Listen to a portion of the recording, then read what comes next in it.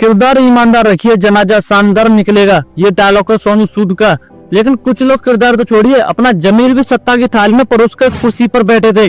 अब जब शंकर जी धनखड़ ने इस्तीफा दिया, वो भी अचानक बिना किसी राजनीति भूचाल के, तो ये सवाल उठता है बाकी बीमार शरीर था या सिस्टम के अंदर चल रही कोई चाल। क्या बीजेपी की प्लानिंग है? क्या विपक्ष के लिए कोई जाल बिछाया गया है? क्या ये कोई बड़ी पोस्टिंग की तैयारी की पर्दे के पीछे?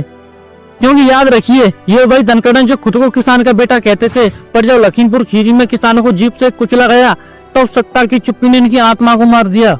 लखीमपुर खीरी, जहां किसान को गाड़ियों से कुचला गया, पर धनखड़ जी की जुबान पर चुप्पी थी।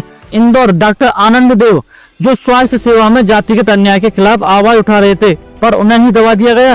झारखंड, रोहित हेब्रम, एक आदिवासी बच्चा, सिर्फ स्कूल में बैठने की जगह मांगने पर पीटा गया, लेकिन संसद में कोई आवाज नहीं गूंजी। राजस्थान, भूरालाल मेघवाल, शुद्ध पानी के मटके से पानी पीने पर हत्या कर दी गई और उपराष्ट्रपति धनखड़ बस हंसते रहे।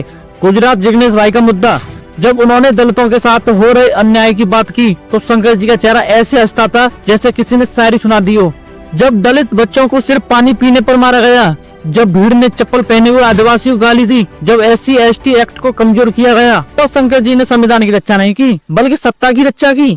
आप उपराष्ट्रपति रहे, पर संविधान के अनुच्छेदों की गरिमा बचाने के लिए एक बार भी मुखर नहीं हुए।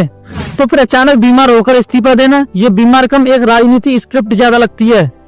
ये कोई निजी फैसला नहीं, बल्कि हो सकता है एक नई डील का हिस्सा। त्याग का चोला पहनाकर बदलाव की बिसात बिछाई जा रही हो।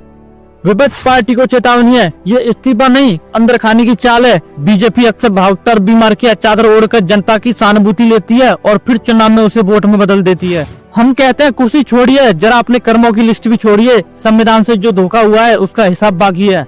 तुमने किरदार गिरवी रखा, हमने किरदार को आवाज दी। तुम सिस्टम के मोहरे बनकर बैठे रहे, हमने हर कुर्सी को सवालों की जांच में बैठा दिया। मैं वॉच फॉर दीपक, जो संविधान के साथ नहीं वो इस देश के साथ नहीं। जय भीम, नमो बुद्धाय, संविधान जिंदाबाद।